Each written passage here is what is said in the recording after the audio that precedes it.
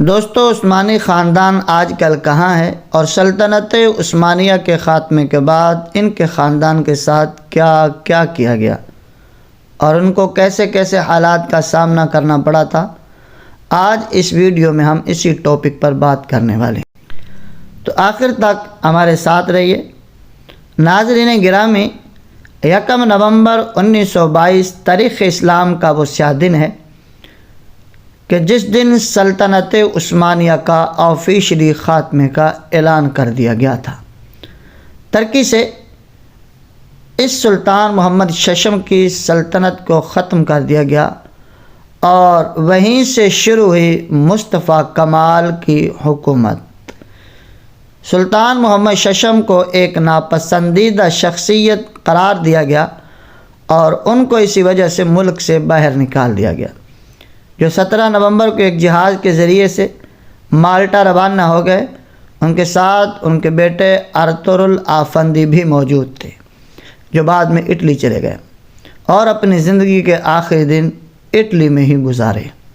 ان کی وفات 1926 میں اٹلی میں ہوئی اور ان کے جسد اطہر کو دمشق کی ایک مسجد کے قریب دفنا دیا گیا۔ سلطان محمد ششم جب تک زندہ رہے عثمانی خاندان کے سربراہ کے طور پر زندہ رہے۔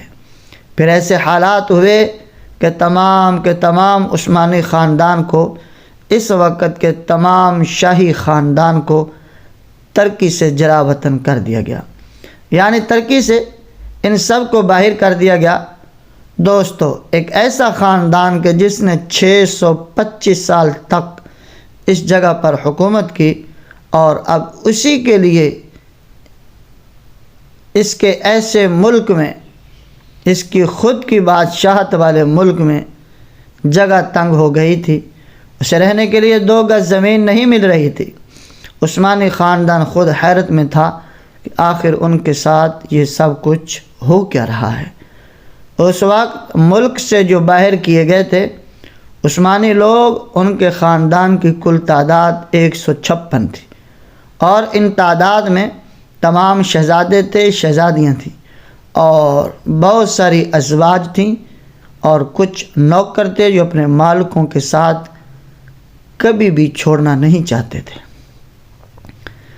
ساتھ ہی ساتھ اس خاندان کے تمام دامادوں کو بھی ملک سے باہر کر دیا گیا تھا اور باہر کیے جانے والے ان تمام لوگوں کو ایک طرفہ پاسپورٹ دیا گیا تھا، یعنی وہ جہاں چاہیں وہاں جا سکتے ہیں۔ ان لوگوں نے سب سے پہلے مصر جانے کا ارادہ کیا، جو کبھی ان کی حکومت میں ہوا کرتا تھا، لیکن نہ ہی انگریز لوگ اور نہ ہی ترکی کی حکومت یہ چاہتی تھی کہ وہ مصر جائیں۔ اس کے بعد ان لوگوں نے مصر جانا کینسل کر دیا اور شام جانے کا ارادہ کیا۔ اس طرف بھی ترکی حکومت نے ان کو جانے کی قطعی اجازت نہ دی، اسی وجہ سے ان میں سے کچھ لوگ لبنان کی طرف چلے گئے اور ان میں سے کچھ لوگ فرانس کی جانب چلے گئے۔ یہ عثمانی خاندان کے لیے بہت ہی خطرناک وقت تھا۔ ان لوگوں نے اس دور میں غربت کا منہ دیکھا، کیونکہ وہ تو اپنا تمام ساز و سامان اور خزانہ ہر چیز اپنے محلوں میں چھوڑ آئے تھے۔ انہیں یہ گمان تھا کہ ان کی رعایا اور ان کی جو سلطنت کے لوگ ہیں وہ کبھی بھی ان کا ساتھ نہیں چھوڑیں گے اور ان کے ساتھ وفاداری کریں گے اور ان کے بغیر نہیں رہ سکیں گے۔ لیکن جیسا انہوں نے سوچا تھا ایسا ہرگز نہیں ہوا۔ وہاں پر سب کچھ بدل چکا تھا، ترکی ان کے لیے پرایا ہو چکا تھا۔ لہٰذا 1926 میں سلطان محمد ششم کی وفات کے بعد عثمانی خاندان میں یہ قانون بنا دیا گیا کہ عثمانی خاندان کا سربراہ اور سردار وہ ہوتا ہے جو عمر کے لحاظ سے سب سے بڑا ہو۔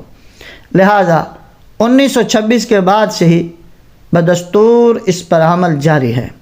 اگر بات کی جائے موجودہ عثمانیہ خاندان کے سربراہ کے بارے میں تو دندار علی عثمان عثمانیہ خاندان کے سردار ہیں، جو کہ 2017 میں 44ویں عثمانیہ خاندان کے سردار بنائے گئے تھے، جو اس وقت فوت ہو چکے ہیں۔ آگے کون اس عہدے پر فائز ہے اس متعلق فی الحال معلوم نہیں ہے۔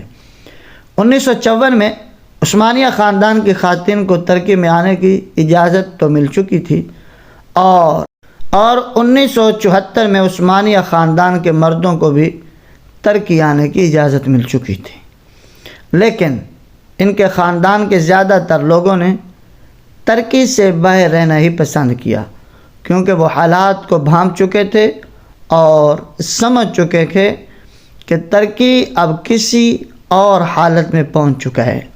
دوستو، آج کے لیے اس غم زدہ ویڈیو کا یہیں پر اختتام ہوتا ہے۔ ملتے ہیں ایک بہترین ویڈیو کے ساتھ، اپنی دعا میں یاد رکھیے گا۔ لیکن ہماری آپ سے ایک ریکویسٹ ہے، اگر آپ چاہتے ہیں کہ آپ کو اس طرح کی اسلامی اور ہسٹوریکل ویڈیو بر وقت ملتی رہیں تو لازمی طور پر آپ کو ہمارا یوٹیوب چینل سبسکرائب کر کے بیل آئیکن کو پریس کرنا ہوگا۔ ملتے ہیں ایک نیکسٹ ویڈیو میں، ابھی تک اتنا ہی۔ اپنی دعا میں یاد رکھیے۔ جزاکم اللہ فی الدارین۔